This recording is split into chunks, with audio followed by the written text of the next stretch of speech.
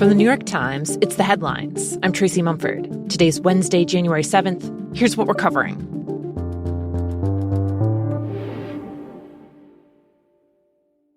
From the moment President Trump announced that the U.S. had seized Venezuelan President Nicolas Maduro, his administration has been talking up the potential of the country's vast oil reserves. Venezuela has the largest proven oil reserve in the world. Look, oil is critical. What we want to do is fix up the oil, fix up the country. Now Trump claims Venezuela will start handing over some of that oil to the U.S. In a social media post yesterday, he said the country will ship roughly $2 to $3 billion worth of oil, though it's not clear what, if anything, Venezuela will get in return. Trump said he would control the profits from selling it to, quote, benefit the people of Venezuela and the United States.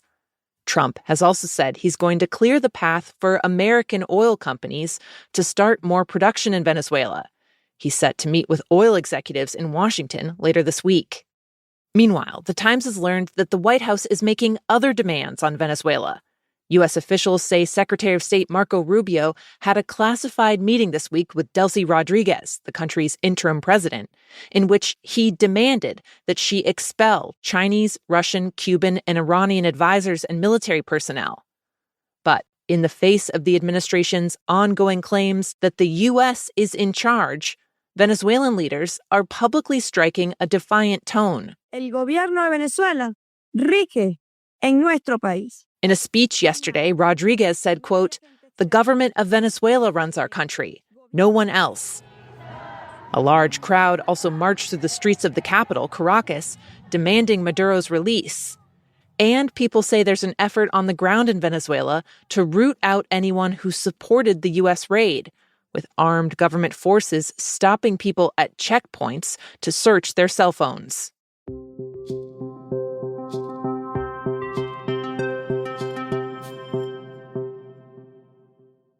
Now, a few more quick updates on the Trump administration. With President Trump emboldened by the capture of Maduro, he and his team are doubling down on their threats to acquire Greenland. The Times has learned that this week, Trump told his aides to deliver an updated plan for bringing the territory under U.S. control.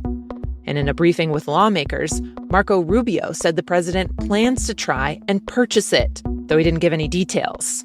Trump has talked about taking over Greenland since his first term, framing it as a national security priority.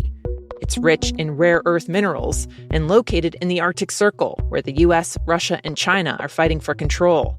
In a joint statement released yesterday, the leaders of France, Germany, Britain, and other countries pushed back on the Trump administration, writing, quote, Greenland belongs to its people.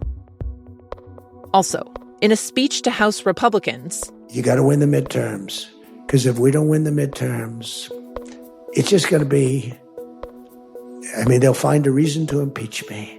President Trump sounded the alarm about the midterm elections, saying he expects Democrats to pick up seats in the fall, potentially setting the stage for his third impeachment. As of yesterday, Republicans' razor-thin majority in the House got even slimmer after Marjorie Taylor Greene resigned and Doug LaMalfa of California died during an emergency surgery. And on the 5th anniversary of a pro-Trump mob attacking the U.S. Capitol, the administration made its most brazen effort yet to rewrite the history of the riot.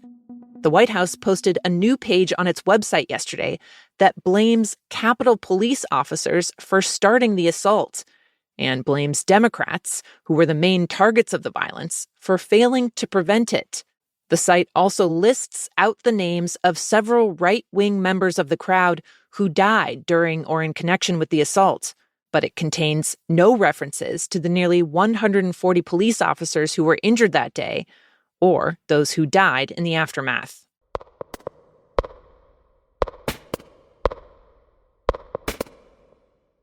One year ago today, wildfires erupted in Los Angeles, destroying much of Altadena and the Pacific Palisades. At least 31 people were killed, and nearly 80 square miles of neighborhoods and businesses were obliterated. Now, people whose homes didn't burn are confronting a different danger: contamination from the smoke of everything that went up in flames, tires and metals and plastics. A new Times investigation traced how one family ended up back in a toxic house and how many others may be facing the same reality. After the fire, Jeff Van Ness and Kathleen Pineda spent 7 months in a hotel with their 2 kids, while insurance paid for a professional cleaning of their house. Afterwards, the company, Farmers Insurance, said tests showed it was safe. The family wasn't sure. Kathleen had a previous cancer diagnosis, and their kids were little. They didn't want to take any risks, so they paid for their own test, which showed concerning levels of lead. But Farmers dismissed that and stopped paying for the hotel. By August, the family felt like they had no choice but to move back and just try to keep cleaning, mopping and wiping absolutely everything, constantly. To understand whether that was safe, the Times asked the family this fall for permission to test for contaminants and to collect hair samples to measure their potential exposure. The results? Everyone's hair showed a measurable spike in heavy metals after they moved back in. Their daughter's hair had 10 times the normal levels of arsenic, and lead readings showed 27 times the federal limit of the heavy metal near the refrigerator. The Times asked 10 health experts to review the results. All of them said that the remediation that insurance had covered wasn't sufficient. The Van Ness's story is almost certainly not a one-off, since there is no state or federal standard for how an insurance company should clean a house after smoke damage. And the Times found that the standard the insurance industry uses relies in part on research papers that either haven't been peer-reviewed or were funded by the industry itself. One public health expert described it as science for hire.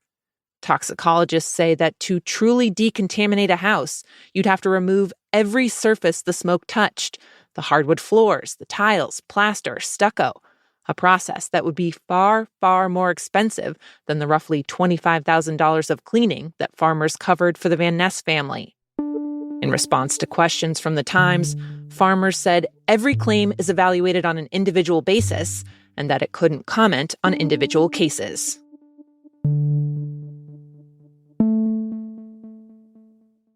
We're still on the ocean, of course, but the landscape has changed entirely. And finally, we're starting to see wildlife, seen a few penguins, a few seals already.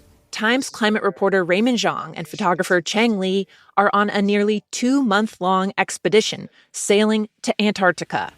So it's a big morning for us on the ship. We have just entered the sea ice zone around Antarctica. They've joined a team of about 40 researchers from around the world on an icebreaker headed towards Thwaites. It's a glacier the size of Florida that's more than a mile thick, and it is melting fast.